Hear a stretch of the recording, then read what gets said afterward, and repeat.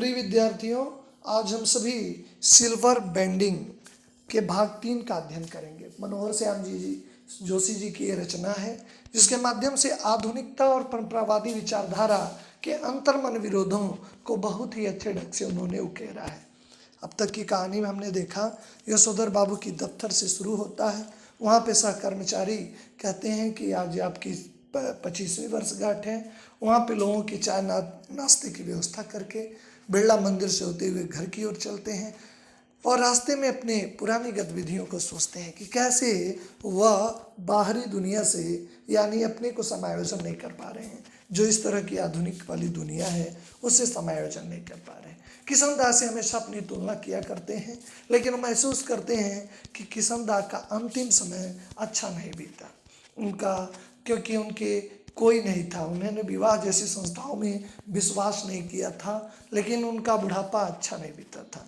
आगे की कहानी में हम देखेंगे कि कहते कि जिनके बाल बच्चे नहीं होते हैं, घर परिवार नहीं होता है, उनके रिटायर होने के बाद ही ऐसा हुआ, लगता है उनकी मौत ऐसे बड़ा दर्दनाक हो गया। नहीं, बच्चा होने के बावजूद भी दुर्दशा हो जाती है। ऐसा महसूस करते हैं यशोधर जी कि उन्हें भी कोई बुढ़ापे में कोई विशेष सुख नहीं मिलेगा। कुछ हमारे पुराने विद्वानों ने भी कहा है कि पूत कपूत का धन संचय, पूत सपूत का धन संचय, कि अगर पुत्र सुपुत्र है तो धन संचय की आवश्यकता नहीं है, कुपुत्र है तब भी संचय की आवश्यकता नहीं है, क्योंकि आपके संचय की सारी चीज़ों को नष्ट कर देगा। इसलिए दोनों अवस्थाओं में संचय की प्रवृत्ति नहीं होनी चाहिए। कहते हैं कि मुझे भी बुढ़ापे में सुख नहीं मिलने वाला है, क्योंकि मेरे भी पुत्र इस लायक नहीं हैं। कहते अपने मर्यादा पुरुष किशनदास से सुनी ये बात नहीं भूले हैं कि गदा पचीसी में कोई क्या करता है, ये और चिंता नहीं करनी चाहिए, क्योंकि उनके सीनियर किशनदास कहते थे कि अवस्था का दोष है, ये किशोरावस्था ही बड़ी खतरनाक अवस्था होती है। इसीलिए एक मनोवैज्ञानिक ने भी कहा है कि adolescence is the stage of storm and struggle, यानी ये किशोरावस्था बड़ी कठिन है, संघर्ष और तूफान से भरी है। इसमें बच्चा न तो परिपक्व होता है न बचपन में होता है। बस जो किशोरावस्था होती है उमंगे बहुत ज़्यादा होते हैं, उत्साह बहुत ज़्यादा होते हैं, इसमें कुछ कर गुजरने की अद्भुत क्षमता होती है। युवावस्था जिंदगी का सबसे अच्छा समय है, क्योंकि संघर्ष का इसमें विचलित नहीं होना। लेकिन कभी कभी पूर्वजों द्वारा कहा गया गधा पचीसी, इसमें पूर्ण विवेक नहीं होता है और स्थितियां खतरनाक हो जाती हैं, इसीलिए इसे गधा पचीसी भी कहा गया है। कहते हैं कि ईशनदाई बताते थे कि किस तरह मैंने जवानी में 2500 किस्म की खुरापातें की हैं।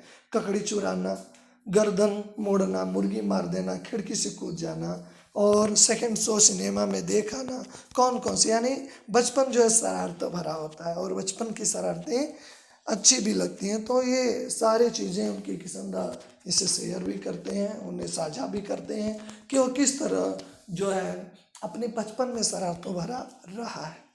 जिम्मेदारी सर पे पड़ेगी तब सब अपने आप ठीक हो जाएंगे, यह भी किशनदास की विरासत में मिला है। एक फिक्रा है जिसे यशोधर बाबू अक्सर अपने बच्चों के प्रसंग में दोहराते हैं। उन्हें कभी कभी लगता है अगर मेरे पिता तब नहीं गुजर गए होते जब मैं मैट्रिक में था, तो शायद मैं भी जो ये किशोर अवस्था है इसका उमंग जो होता है उसका आनंद उठाता, क्योंकि अभी गधा पचीसी पूरा 25 वर्ष पूरा नहीं हुआ था, अभी मैट्रिक में ही था, तभी उनके पिताजी इस दुनिया से विदा हो गए, जिससे उनका सारा जिम्मेदारी आ गया। और जिम्मेदारी में भी आदमी आदमी बन जाता है, जब तक बाप है तब तक मौज कर लो। ये बात यशोधर जी कभी कभी तंजिया कहते हैं, अपने बच्चों पे कहते हैं, टिप्पणी करते हैं, कहते हैं कि मैं तो नहीं पचीसी जो किशोरावस्था के सुखों को भोग पाया, क्योंकि मेरे पिता जल्दी इस दुनिया से विदा हो गए, सारी जिम्मेदारी हमारे ऊपर आ गई, लेकिन तुम लोग आनंद ले लो इसका।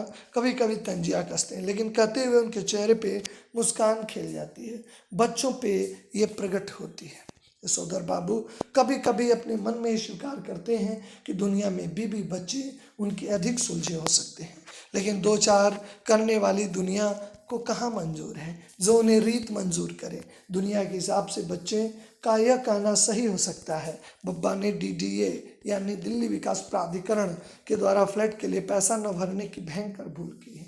बच्चे कहते हैं कि यहाँ फ्लैट योजना चल रही है, यानी कुछ पैसा पेमेंट करके बाकी हम किस्तों पे ले सकते हैं। लेकिन समहाउ यशोधर बाबू को ये पंक्ति अब भी नहीं जचती है। कहते हैं मूर्ख लोग मकान बनाते हैं और सयाने लोग उसमें रहते हैं। मकान लोग बनाते हैं लेकिन उसका उपयोग पैसे की खातिर नहीं कर पाते, रेंट पे दे देते हैं, भाड़े पे दे देते हैं, और जो होशियार लोग रहते हैं वो उसमें उपयोग करते हैं। इतनी पूंजी लगानी नहीं पड़ती है, और जो मूर्ख लोग होते हैं वो मकानों में कई लाखों रुपए पूंजी लगाते हैं और उसका उपयोग जो सयाने लोग करते हैं।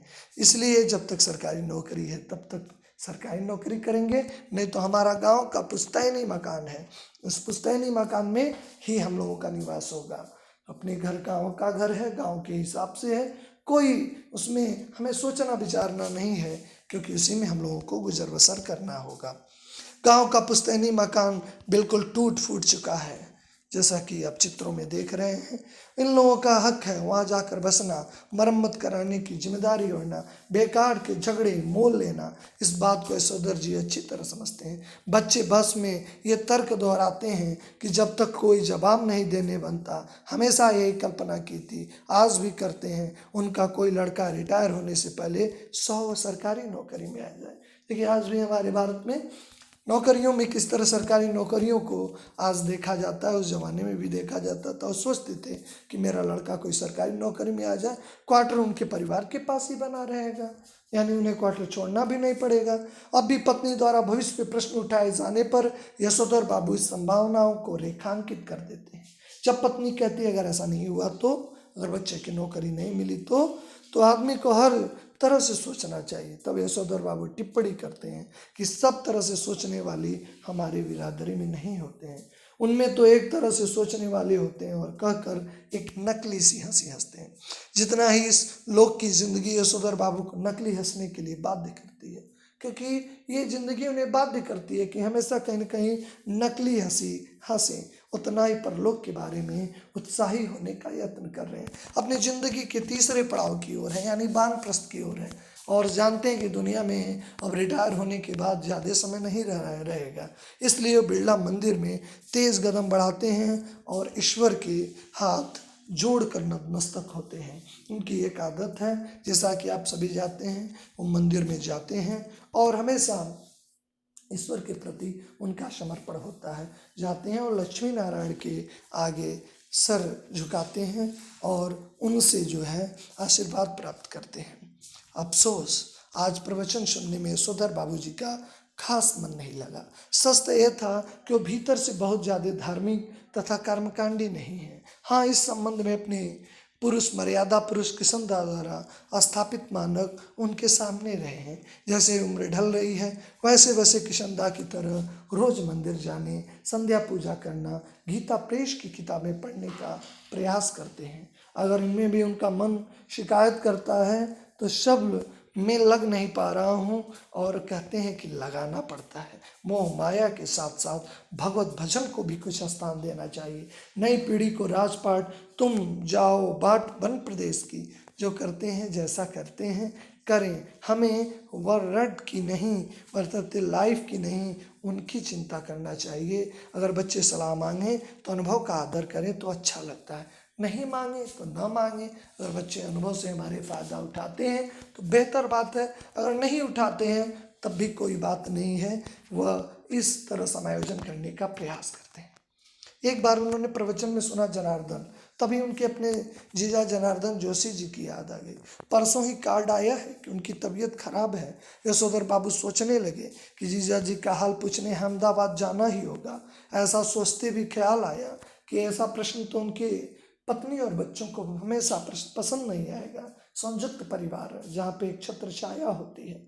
पत्नी और बच्चों की धारणा है इस बिखरे परिवार के प्रति यशोधर जी का एक तरफा लगाव आर्थिक दृष्टि से सर्वथा मूर्खतापूर्ण है। यशोधर जी की खुशी और गम के हर मौके पर रिश्तेदारों के यहाँ जाते हैं, जाना भी चाहिए। व्यक्ति को अपने रिश्तेदारों को हर सुख दुख में साथ देना चाहिए, क्योंकि ये चक्र है सुख और दुख का, हमेशा परिवर्तन होता रहता है। कभी अपने ऊपर आ गया तो आपके दुख की घड़ियों को बांटने वाला उस समय कोई नहीं होगा। अगर आप सबके दुख और सुख में शामिल रहेंगे तो लोग आपके भी सुख और दुख में शामिल जरूर रहेंगे। ये तो उनकी आदत है, फितरत है, वह जाते रहते हैं, हमेशा दूसरों के सुख और दुख में शामिल होते हैं। वो चाहते हैं बच्चे भी पारवकता के प्रति उत्साहित हों, लेकिन इस उनकी क्रिया विधि से बच्चे क्रुद्ध होते हैं। अभी उस दिन हद हो गई जब कमाऊ बाटे ने यह कह दिया कि आपको बुआ को भेजने के लिए पैसे तो मैं नहीं दूंगा। यशोधर बाबू को कहना पड़ा कि अभी तुम्हारे बब्बा इतनी शाख है कि रुपए उधार लेंगे। एक उनके कमाऊ बेटे ने टिप्पणी की थी कि मेरे पास पैसे बुआ को पैसे देने के लिए नहीं है। उन्होंने कहा अभी तो मेरे पास इतने पैसे हैं कि मैं उधार लूँ।